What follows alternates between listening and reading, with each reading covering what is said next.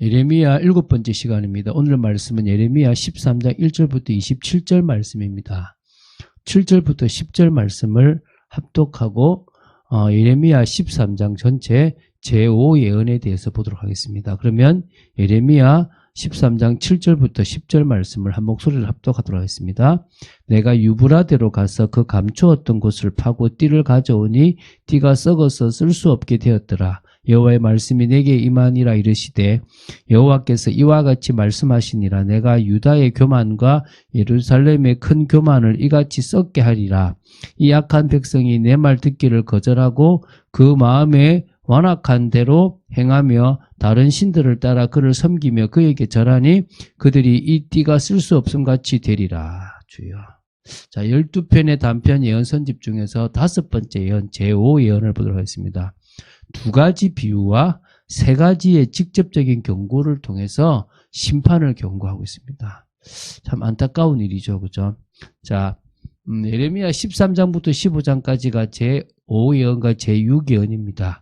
오늘은 이제 13장을 볼 것이고 내일은 14장, 15장을 봐서 내일은 이제 제6예언을 할 겁니다. 제 13장인 이 제5예언은요, 예레미야가 여기서 상징적 행위와 비유를 그리고 3가지 죄에 대한 지적을 하게 됩니다. 한마디로 선민 이스라엘은 자기들에게 부여된 구속사적인 사명을 망각했고 우상을 숭배하여서 타락과 부패가 극심하였기 때문에 하나님의 심판을 받는 것이다 이겁니다. 그래서 알아듣지 못하니까 이제는 하나님이 뭘 통해서요? 비유와 상징을 통해서 말씀하시는 거예요. 이게 이제 제19대 왕 여호야긴 시대를 배경으로 하여 주어졌다라고 이해하시면 되겠습니다. 자, 이 제5예언은요, 2부분으로 나눌 수가 있습니다. 첫 번째는 13장 1절부터 14절입니다. 예레미야는 상징적 행위 2가지를 하게 되는데요. 그것을 통해서 이제 그 비유죠. 비유를 통해서 간접적으로 유다는 심판받을 수밖에 없다는 것입니다. 그러니까 하나님은 자상하게도 이스라엘 백성들에게 비유를 보여주면서 봐라, 이 모습이다라고 이렇게 알려주신 거예요. 첫 번째가 1절부터 7절인데 뱃띠를 가지고 이제 이스라엘을 버렸다라는 얘기를 해주시는 거예요. 하나님은 예레미야의 무례적신 띠를 띈 뱃띠가 나중에는 썩어서 쓸 수 없게 된다는 것을 이 상징적 행위로 보여주면서 메시지를 전하신 건데요. 먼저 예레미야에게 뱃띠를 구입해서 착용을 하라고 하셨습니다. 그 후에 다시금 그 뱃띠를 유브라데 강가의 바위 틈에 감출 것을 명하셨고요. 그리고 나서 예레미야가 또 그대로 이제 하고 난 후에 여러 날 후에 다시금 그 감추었던 뱃띠를 가져오게 하고요. 가져와서 보니까 뱃띠는 썩어서 쓸모없게 되는 상태였다는 거예요. 그러면서 이제 이 뱃띠와 관련돼 있는 하나님의 그 의미를 이제 전달하는 겁니다. 뱃띠는 곧 결국 선민을 상징하고요. 예레미야의 이 행동을 통해서 최종적으로는 하나님께서 이스라엘을 만민 중에서 택하여 거룩하게 구별하여 열방에 대한 제사장 나라와 당신의 영광이 되게 했는데도 그들은 뭡니까? 교만함으로 인해 가지고 결국 타락하고 부패했기 때문에 자신들에게 주어진 사명을 다하지 못할 뿐만 아니라 하나님의 복을 걷어차버렸다는 거죠. 그래서 결국은 아무 쓸모없는 존재로 전락하고 말았다. 이게 이제 이 뱃띠 비유, 뱃띠의 상징적 행위가 주는 의미라고 보시면 됩니다. 너희들이 이 뱃띠와 같은 인생이 되었다 이 말인 거죠.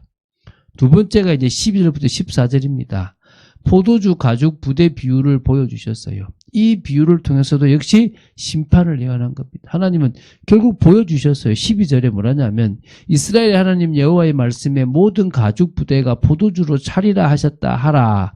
이렇게 이렇게 하면 이스라엘 백성들은 예레미야에게 모든 가죽 부대가 포도주로 찰 줄을 우리가 어찌 알지 못하리요. 당연한 거 아니냐 뭐 이런 식이겠죠. 그죠? 13절 14절에 예레미야에게 포도주 가죽 부대의 비유에 담긴 의미를 설명하셨어요. 13절 읽어볼게요. 너는 다시 그들에게 이르기를 여호와의 말씀에 보라 내가 이 땅의 모든 주민과 다윗의 왕위에 앉은 왕들과 제사장들과 선지자들과 예루살렘 모든 주민으로 잔뜩 취하게 하고 가득 차겠으니까 그죠? 또 그들로 피차 충돌하여 심하게 상하게 하되 부자 사이에도 그리하게 할 것이라. 내가 그들을 불쌍히 여기지 아니하며 사랑하지 아니하며 아끼지 아니하고 멸하리라 하셨다 하라 여호와의 말씀이니라. 결국 이 말씀의 의미는 타락하고 부패하고 세상 것에 취하고 술에 취하고 우상에 취해버린 선민을 하나님께서 불가피하게 심판하실 수밖에 없다는 사실을 보여줍니다. 참으로 구약 선민 이스라엘은요 지극히 영광스러운 성민이라는 이름을 지니고 있었지만 그만큼 귀한 사명을 감당하지 못하고 결국은 교만함으로 타락해서 세상 것으로 취해버려서 아무 쓸모없는 그런 비참한 신세가 되었다는 거예요. 그러니까 이 상징적인 걸 가지고도 설명하시는 겁니다. 그러니까 하나님의 은혜로 세상으로부터 거룩하게 구별되고 하나님에 의해서 세상의 이 왕같은 제사장의 축복을 받아서 영광스러운 존재가 된 우리도 교만하고 타락한다면 이렇게 하나님 보실 때 아무 의미 없고 쓸모없는 그런 존재가 될 수 있는 겁니다. 우리에게 주신 그 하나님의 은혜를 알고 영광 돌리는 삶을 살아야 될 것입니다. 이제 두 번째입니다. 13장 15절부터 27절입니다. 세 가지의 직접적인 경고를 통해 가지고 심판을 예언한 겁니다. 15절부터 17절이 첫 번째 직접적인 경고예요. 준엄한 하나님의 심판이 임하기 전 교만을 버리고 하나님께 영광을 돌리라는 경고의 말씀을 하셨어요. 아니면 심판이 임한다는 거죠. 18절부터 19절은 두 번째 직접적인 경고를 하셨어요. 유다의 왕과 왕후를 폐위할 것이고 백성들을 포로로 끌려가게 할 것이다. 이것은요 제19대 왕 여호야긴과 그의 모후 느우스다가 즉위 3개월 만에 바벨론의 제3차 침공으로 인하여 폐위될 것과 당시 백성들의 상당수가 바벨론의 포로로 끌려가게 될 것에 대한 예언이라고 보시면 됩니다. 그대로 성취되게 돼 있죠. 20절부터 27절까지가 마지막 세 번째 직접적인 예언입니다. 죄가 마치 이 선천적인 선풍과 같이 습관화되어져 제2의 천성이 되어버린 유다를 반드시 심판하겠다라는 말씀입니다. 바로 그들이 하나님을 대신 믿고 의지하던 북방 세력을 통해서 심판하셔서 멸망에 이르게 하시고 그 백성들을 이방 땅으로 흩으실 것이다. 이 예언입니다. 특별히 하나님은 유다의 죄악을 구스인의 피부와 표범의 반점과 같은 것에 빗대어 묘사하셨거든요. 그래서 그들의 죄악된 행위가 결코 고쳐질 수 없는 것이다라는 것을 이 구스인의 피부와 표범의 반점을 가지고 설명했습니다. 안 고쳐진다 이거죠. 천성이 되어버렸다 이 말입니다.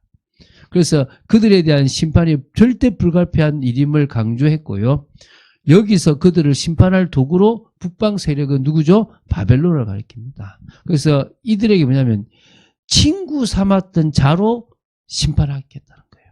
이게 무슨 말입니까? 아수르가 한참 막 이렇게 패권을 주관하고 있을 때 그때 바벨론은 신흥 국가였습니다. 그래서 이 히스기야가 그와 뭡니까? 이게 동맹을 맺어서 반아수르 정책을 폈죠. 그때 그 증표로요. 너무 자기도 자기 것을 또 막 자랑하고 싶어서 왕궁 무기고와 보물고를 다 보여주었어요. 이것 때문에 그때 이사야가 이거 다 바벨론으로 갈 거다. 바벨론에 멸망할 거다라는 것을 예언했죠. 그 예언이 지금 성취되고 있다는 거예요. 그래서 유다는 이 거듭된 하나님의 심판 경고에도 불구하고 교만하여서 죄를 회개하지 아니했을 뿐만 아니라 악을 버리지 아니하고 계속해서 악을 행했다는 거죠. 그래서 결국 이 죄악이 습관화되어 스스로는 그것을 버릴 수 없는 지경에 이르렀다 이겁니다. 그러면 하나님은 유다에 대하여 뜨거운 풀무불과 같은 바벨론을 통하여 그들을 연단하시고 특단의 조치를 취할 수밖에 없었다는 겁니다. 그래서 결국은 이 엄청난 상상을 초월하는 그런 심판을 당해야 되는 겁니다.